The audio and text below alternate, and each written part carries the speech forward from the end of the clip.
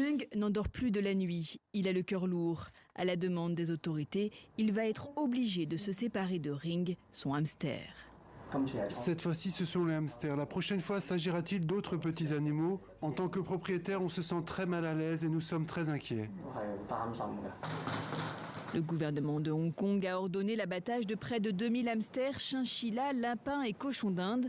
Une mesure de précaution contre le Covid-19 après la découverte de 11 hamsters testés positifs dans une animalerie de la ville. Les propriétaires de rongeurs achetés depuis le 22 décembre sont ainsi fortement encouragés à les faire euthanasier. Jackie est venu rapporter le petit compagnon de son fils, mais des amoureux des animaux l'empêchent d'accéder au centre. Ces bénévoles récupèrent son hamster, un peu malgré lui. Je suis très inquiet. Hier, toute ma famille s'est fait tester et les résultats étaient négatifs. Mais je voulais faire mon devoir et apporter notre hamster aux autorités. L'objectif de ces volontaires, sauver un maximum de rongeurs de l'euthanasie. Une pétition sur Internet a d'ailleurs recueilli près de 35 000 signatures. Le gouvernement n'aurait pas dû prendre cette décision hâtive de tuer tous les hamsters et de créer la panique dans la population.